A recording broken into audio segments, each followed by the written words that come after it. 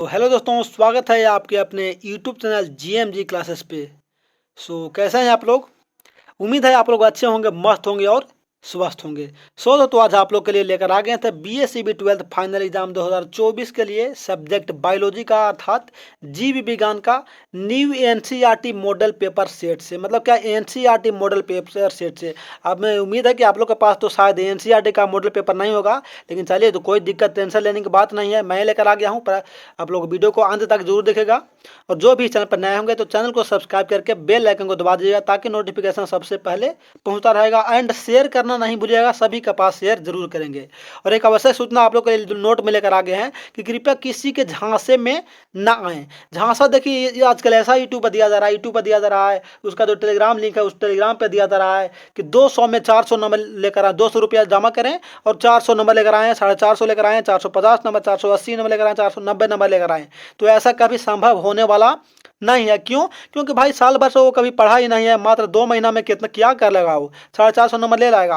अगर 450 नंबर नहीं लाएगा तो फिर साल भर को उसको पढ़ने की क्या जरूरत है? क्या मतलब उसका क्वेश्चन मौसा छाप रहा है जो ऐसा झांसा दिया जा रहा है? तो आप लोग ऐसा झांसा में नहीं आए, कृपया अपना मेहनत करते रहें किसी तरह से। अभी भी टाइम है, 2 माह बचा हुआ है, कम से कम 2-3 माह बचा हुआ है, तो अभी भरपूर मेहनत करिए। 15 घंटा करीब करीब हर बार करिए, ताकि टॉप 10 में किसी तरह से नाम आ सके। और वो सब झांसा में नहीं पड़े पैसा के फेरा में कि 200 में 400 नंबर हमको दिया देगा, ऐसे करवा देगा। वो सब सिर्फ फेक है, समझे? बाकी चलते हैं आज के डायरेक्ट क्वेश्चन की ओर। तो देखिए, आपका फर्स्ट क्वेश्चन कुछ इस प्रकार से है, जो बहुत ही महत्वपूर्ण होने। मतलब कि हम ये नहीं बोलेंगे तो डायरेक्ट छप ही जाएगा। अरे भाई, हम वहाँ छापने थोड़ा ना गए हैं, हम तो एक अनुमान से बताया जा रहा है। और इस चैनल पर ऐसे भी आप लोगों को पता होना चाहिए कि जो भी बताया जा रहा है वो राइट और सटीक बताया जाता है। मतलब पैसा कम, माल ज़्यादा, टाइम कम में क्वेश्चन ज़्यादा बताया जाता है। और जो भी बताया जाता है वो रियल बताया जाता है, फेक एक भी नहीं बताया जाता है। अगर फेक बताया जाता तो पहले भी मैं वो ऐसा बात नहीं बोलता, हम भी फेक करके कमा सकते थे। लेकिन हमें उससे मतलब नहीं है, हमें ये से मतलब है कि बच्चों का अधिक कम से कम समय में अधिक अंक आ पाए और दोबारा फीडबैक देने के लिए तैयार रहें। तो चलिए, हमें तो बस एक मार्गदर्शन दिखाना है आप लोग का कि वो सब झांसे में नहीं पड़े। बाकी आप लोग पढ़ते हैं तो पढ़ें, कोई से मेरा लेना देना कोई दिक्कत नहीं है।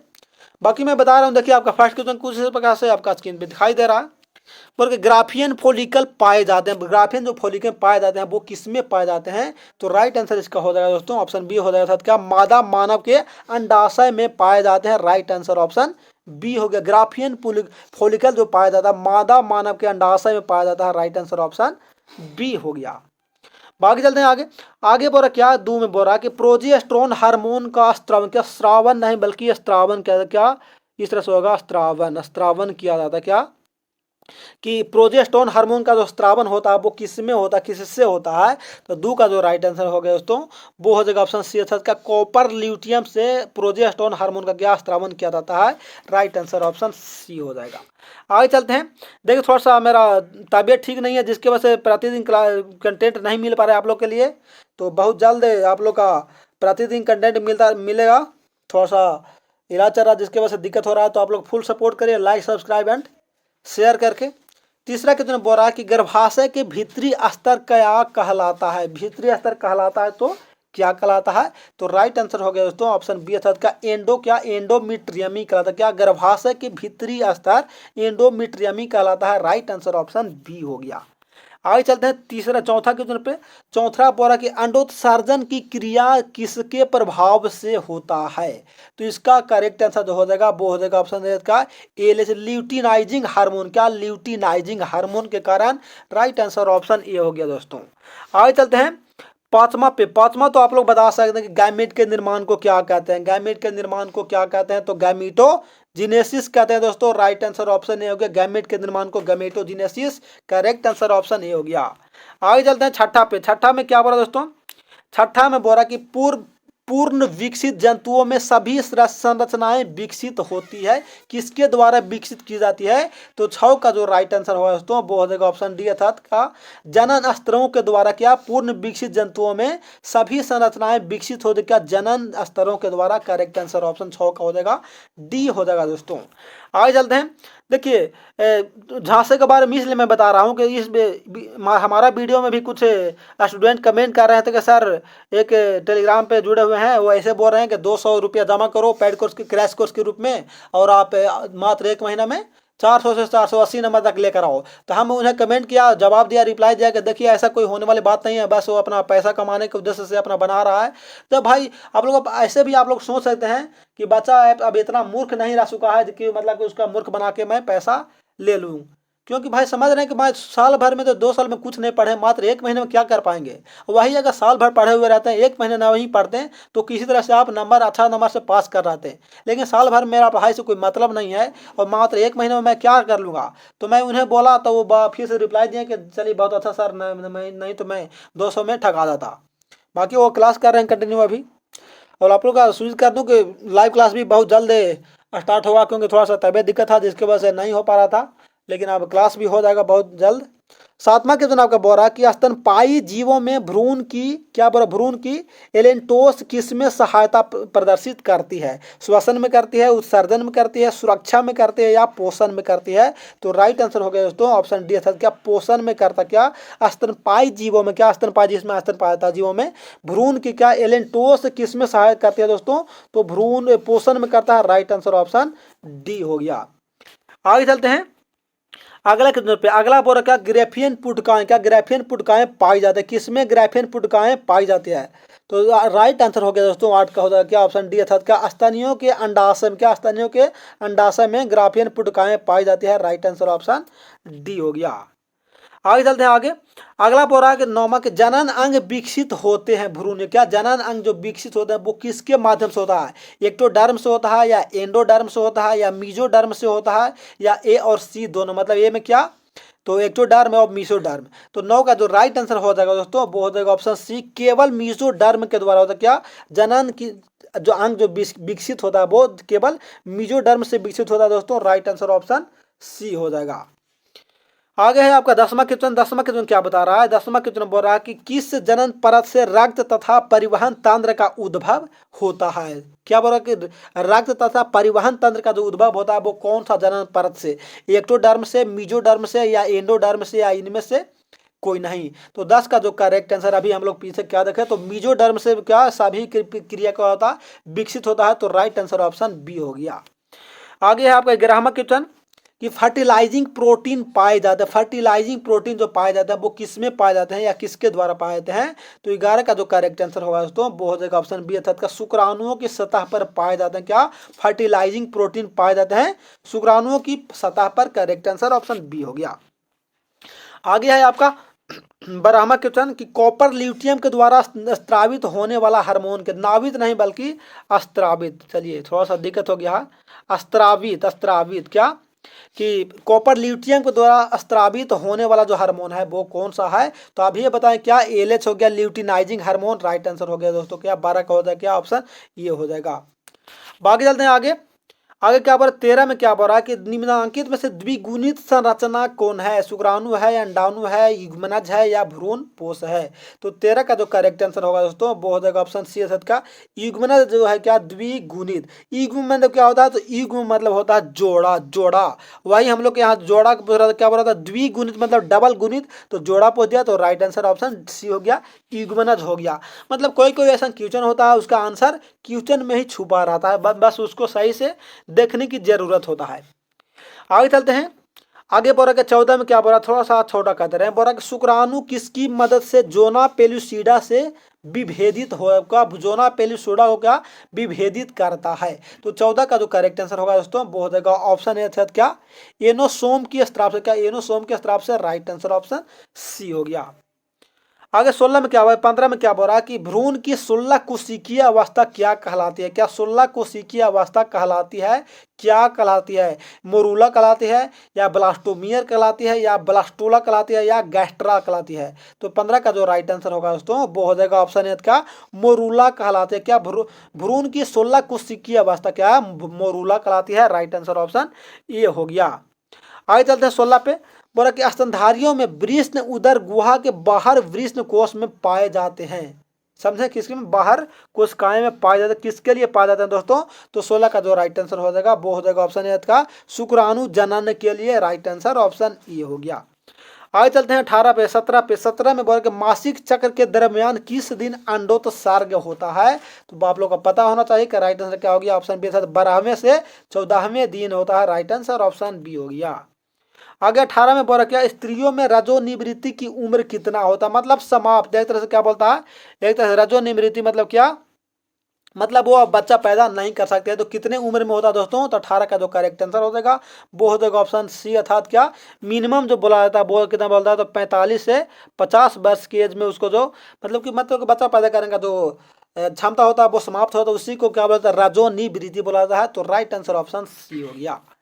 बाकी चलते हैं आगे 18 पे। 18 में क्या बोल रहा था, थोड़ा सा छोटा कहते हैं, बोल रहा क्या कि मनुष्यों में क्या निषेचित अंडाणुओं में विभाजन प्रारंभ होता है? किसके माध्यम से होता है दोस्तों? तो 19 का जो करेक्ट आंसर हो गया वो क्या बोल, जब अंडा फैलोपियम नलिका में होता है तब क्या, कि मनुष्यों में निषेचित अंडाणुओं में जो विभाजन प्रारंभ होता है वो जब अंडा फैलोपियम नलिका में होता है तब होता है। उसमें क्या विभाजन करने की क्षमता जो प्रारंभ हो जाता है। तो करेक्ट आंसर ऑप्शन सी हो गया। और देखिए ऐसा कि जो बार बार एग्जाम में पूछा है, आप लोग मिलाकर देख लीजिएगा। 20 में बोला कि मासिक चक्र के आरंभ से नाविस्त्रावित होने वाला हार्मोन के क्रम क्या है? मतलब कि मासिक धर्म जो आरंभ हुआ, प्रारंभ हुआ, स्टार्ट हुआ, उससे स्त्रावित होने वाला जो हार्मोन है वो कौन कौन सा हार्मोन है जो स्त्रावित होता है? तो 20 का जो राइट आंसर हो गया। पहला क्या होता है? FSH होता है। उसके बाद होता है सेकंड में एस्ट्रोजन होता है, और तीसरा होता है क्या? प्रोजेस्टेरोन होता है। राइट आंसर ऑप्शन सी हो गया। आगे चलते 21 पे। 21 में वर्ग, नर हार्मोन की उत्पत्ति कहाँ से होती है? अंडाशय से, शुक्राणु से, वृषण से या वृक्क से? तो आप लोग का पता होना चाहिए कि नर का जो शुक्राणु हार्मोन का जो उत्पन्न होता है वो कहाँ से होता है दोस्तों? तो शुक्राणु से होता है। वृषण से, शुक्राणु नहीं बल्कि वृषण से होता है दोस्तों। राइट आंसर ऑप्शन सी हो गया था। तो उसको क्या बोलते हैं? इंग्लिश में टेस्टिस बोला जाता है। आगे चलते हैं 22 पे। 22 में क्या बोला दोस्तों कि एक्रोसोम इनमें से किसका संभाग करता है? किसका संभाग है? तो 22 का जो राइट आंसर होगा दोस्तों वो हो जाएगा ऑप्शन ए, अर्थात क्या, ए में क्या बोला कि मानव शुक्राणु के सिर का, मानव शुक्राणु के सिर का एक्रोसोम इसका भाग होता है। राइट आंसर ऑप्शन ए हो गया। आगे बोल रहा है 23 में क्या बोल रहा है कि इनमें से कौन सी तकनीक पात्रे निषेचन के अंतर्गत नहीं आता? क्या पात्रे निषेचन के अंतर्गत नहीं आता, सो पूछ रहा है। तो 23 का जो करेक्ट आंसर होगा दोस्तों वो हो जाएगा क्या? 23 का राइट आंसर ऑप्शन डी हो गया। अंतः गर्भाशयी युक्तियां है जो क्या, कि तकनीक पात्रे निषेचन के अंतर्गत नहीं आता है। करेक्ट आंसर ऑप्शन डी हो गया। आगे चलते 24 पे। 24 में क्या बोला कि मनुष्य में अपरा का निर्माण होता है, किसके द्वारा अपरा का निर्माण किया जाता है? तो 24 का राइट आंसर हो जाएगा दोस्तों ऑप्शन सी, अर्थात क्या, कुरियन के द्वारा मनुष्य में अपरा का निर्माण किया जाता है। राइट आंसर ऑप्शन सी हो गया। आगे चलते 25 पे। देखिए हम ये नहीं बोलते कि सर हमारा लाइव क्लास नहीं चल रहा था किसी के नहीं, देखिए ऐसा नहीं संभव है। किसी का भी लाइव क्लास मिल रहा है अभी फिलहाल, तो आप लोग देख लीजिए कहीं से भी, मतलब है कहीं से भी घसीट लीजिए ताकि 2024 में एक भी ऑब्जेक्टिव क्वेश्चन छूट कर नहीं आ जाए। बाकी तो फिर मैं फिलहाल लाइव क्लास कुछ दिन बाद चालू कर ही रहे हैं। 25 में बोल के मानव भ्रूण संरक्षित रहता, किसमें मानव भ्रूण है जो संरक्षित पाया जाता है? तो 25 का राइट आंसर होगा दोस्तों ऑप्शन बी, अर्थात क्या, इम्यूनिटी की गुहा में। किसमें? इम्यूनिटी की गुहा में मानव भ्रूण संरक्षित पाया जाता है। राइट आंसर ऑप्शन बी हो गया। आगे बोला 26 पे क्या बोला कि निम्नलिखित में से कौन सा गर्भाशय के स्तर में प्रत्यारोपित होता रहता है? मोरूला रहता है, गैस्ट्रल रहता है, इग्वनस रहता है या ब्लास्टोसिस्ट रहता है? तो 26 का जो राइट आंसर होगा दोस्तों वो हो जाएगा ऑप्शन डी, अर्थात क्या, ब्लास्टोसिस्ट रहता है जो क्या गर्भाशय के स्तर में क्या प्रत्यारोपित होता रहता है। आगे चलते हैं 27 पे। 27 में बोला कि कैपासिटेशन एक प्रकृति की क्रिया है जो होती है, मतलब किसमें होता है? अधिवृष्ण में, मादा जनन मार्ग में या शुक्रवाहिनी में या वृष्ण जालिका में होता है क्या?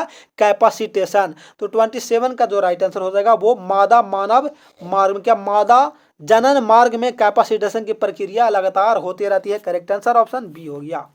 आगे चलते 28 पे। 28 में क्या है कि निषेचन आंतरिक होता है, मतलब आंतरिक निषेचन किसमें देखने को मिलता है? तो पता होना चाहिए किसमें दोस्तों। तो राइट आंसर क्या हो गया? ऑप्शन बी, अर्थात शार्क मछलियों में आंतरिक निषेचन देखने को मिलता है। राइट आंसर ऑप्शन बी हो गया। आगे चलते 29 पे। 29 में क्या बोला कि कैपिटल कोशिका, क्या कैपिटल कोशिकाएं दर्शाती है, कैपिटल कोशिकाएं जो दर्शाता है वो क्या दर्शाता है, तो 29 का जो राइट आंसर हो गया वो ऑप्शन क्या दर्शाता है, तो ऑप्शन डी दर्शाता था क्या, एंडोमाइटोसिस तथा बहुगुणिता दर्शाता है कौन, कैपिटल कोशिकाएं। करेक्ट आंसर ऑप्शन डी हो गया। आगे चलते हैं 20 नहीं बल्कि 30 पे, पर कि एमनियोटिसेंट क्या, एमनियोसेंटेसिस द्वारा विश्लेषण होता है, क्या होता है, तो 30 का जो राइट आंसर होगा दोस्तों वो हो जाएगा ऑप्शन सी अर्थात क्या, एमनियोटिक द्रव्य होता है, क्या अमनियोटिक द्रव्य का होता है, राइट आंसर ऑप्शन सी हो गया। देखिए ऐसा ऐसा क्वेश्चन बहुत बार बार पूछा गया है, आप लोग मिलाकर देख लीजिएगा, कोई भी मॉडल पेपर होगा। ऐसे तो मैं फिलहाल एनसीईआरटी का मॉडल पेपर से बता रहा हूँ आप लोग का। आगे देखिए 31 पे, मानव शुक्राणु के एक्रोसोम का निर्माण होता है किसके द्वारा किया जाता है, तो 31 का जो करेक्ट आंसर हो गया ऑप्शन सी अर्थात क्या, गोल्जी काय के द्वारा, गोल्जी काय के द्वारा। देखिए ये इतना स्पीड बोलने का कारण ये है कि आप लोग को बता दूं कि आप लोग को पता भी है कि इस चैनल पर जो बताया था वो पैसा कम माल ज़्यादा, मतलब टाइम कम और क्वेश्चन ज़्यादा बताया था, इसीलिए थोड़ा सा स्पीड में बोलना पड़ता है कि टाइम कम लगे और क्वेश्चन ज़्यादा बताएं ताकि बच्चों का देखने में कोई बहुत से सुविधा मिल पाए, इसलिए थोड़ा सा स्पीड में बोलना पड़ता है। बाकी आप लोग मैनेज करिएगा, अगर थोड़ा सा कम वॉल्यूम में चाहिए या कम स्पीड में चाहिए तो आप लोग कमेंट करेंगे। 32 में बोला कि जनसंख्या अधिक होने से, तो आप लोग को पता होना चाहिए जनसंख्या अधिक होने से क्या हो जाएगा, क्या बोला, प्रति व्यक्ति आय कम हो जाएगा, सही बात है, मतलब ये भी सही बात है, प्रति व्यक्ति आय ज़्यादा हो जाएगी, ये कैसे हो जाएगा, जनसंख्या का स्वास्थ्य क्या बोला, स्वास्थ्य अच्छा हो जाएगा। अच्छा तो 32 का राइट आंसर क्या हो गया, राइट आंसर हो गया ऑप्शन ए था, प्रति व्यक्ति आय कम हो जाएगा, यही ना होगा भाई कि जनसंख्या अधिक होगा तो प्रति व्यक्ति जो है वो कम, ये सब होगा, ये तो भाई कभी नहीं हो सकता है। बाकी चलते हैं आगे। आगे क्या बोला 33 में कि वर्तमान समय में भारत में गर्भ निरोधक की सर्वाधिक मान्य विधि कौन सा है, ट्यूबेक्टोमी है या डायफ्राम है या अंतःगर्भाशयी युक्तियां हैं या सर्वाइकल कैंप है, तो 33 का जो राइट आंसर हो गया दोस्तों वो हो जाएगा क्या, अंतःगर्भाशयी युक्तियां हैं जो वर्तमान में भारत में क्या चाह रहा है, गर्भ निरोधक की सर्वाधिक मान्य विधि है, राइट आंसर ऑप्शन सी हो गया। बाकी चलते हैं आगे 33 पे क्या बोला था दोस्तों, बहुत ही लॉन्ग क्वेश्चन है, बोला कि गर्भाशय में कॉपर टी एक प्रभावी एवं अंतःगर्भाशयी युक्तियां होने का मुख्य कारण कौन सा है, तो 34 का जो राइट आंसर होगा दोस्तों वो हो जाएगा ऑप्शन डी अर्थात क्या, उपयुक्त सभी, मतलब शुक्राणुओं को निषेचन क्षमता में कमी और गर्भाशय में कॉपर आयन मोचित होने के कारण शुक्राणुओं के भक्षकाणु क्रिया में वृद्धि होता है, शुक्राणु की गतिशीलता में कमी, इसलिए जो राइट आंसर होगा दोस्तों वो ऑप्शन डी हो गया। आगे चलते हैं, आगे क्या बोल रहा है 35 में क्या बोल रहा है कि भारत में प्रथम जनगणना प्रारंभ हुआ था, मतलब सबसे पहले जनगणना जो प्रारंभ हुआ था वो कब हुआ था दोस्तों, तो बता दूं कि राइट आंसर हो गया ऑप्शन बी अर्थात क्या, 1891 में सबसे पहले क्या, तो प्रथम जनगणना प्रारंभ होता है। इसके अनुसार जो जनसंख्या था, जो मतलब क्या, इसके अनुसार जो जनसंख्या था, पॉपुलेशन थी वो कितना थी, तो इसके अनुसार जो जनसंख्या थी वो कितना थी, तो 28 पॉइंट क्या, 28 पॉइंट कितना 70, मतलब 28 करोड़ 70 लाख जनसंख्या थी, पूरा कितना 28 करोड़ 70 लाख जनसंख्या थी, ये लेके चलिए लिख देते हैं 28 करोड़ 70 लाख तब 1891 में। और फिलहाल जो जनगणना हुआ क्या 2023 में जो जनगणना हुआ, इसके अनुसार जो बढ़कर हो गया वो कितना हो गया 142.57, 142 पॉइंट कितना 57 हो गया, नहीं 142.57 नहीं बल्कि थोड़ा सा 142 पॉइंट कितना 86 हो गया, 142.86, मतलब 142 करोड़ 86 लाख जनसंख्या हो गया कितना 2023 में भारत का, मतलब सबसे आगे हो गया क्या हिंदुस्तान, क्योंकि जो चाइना का है वो कितना है तो 142.57 है और 142 पॉइंट जो 86 हो गया वो इंडिया का हो गया 2023 के जनगणना के अनुसार। अब समझ सकते हैं कि 1891 से 2023 आते आते इतना जनसंख्या बढ़ चुका है, समझे। बाकी चलते हैं आगे, आप लोग तो समझ ही रहे हैं, बाकी बात समाप्त हो गया, मात्र 35 ही क्वेश्चन था। बाकी थैंक्स फॉर वाचिंग। और आप लोग का पीडीएफ के लिए बता दूं कि पीडीएफ के लिए या कोई भी समस्या होगा, कोई भी प्रॉब्लम है तो टेलीग्राम पर ज्वाइन हो जाएगा, टेलीग्राम का लिंक इस वीडियो के डिस्क्रिप्शन में दिया गया है। बाकी सपोर्ट के लिए fully them like subscribe and share करना नहीं भूलेंगे। मैं हूँ आपका दोस्त, आपका प्यारा सा साथी भाई STN सर। तो चलिए फिर मिलते हैं अगले क्लास के सेट में अगले दिन, तब तक के लिए जय हिंद जय भारत।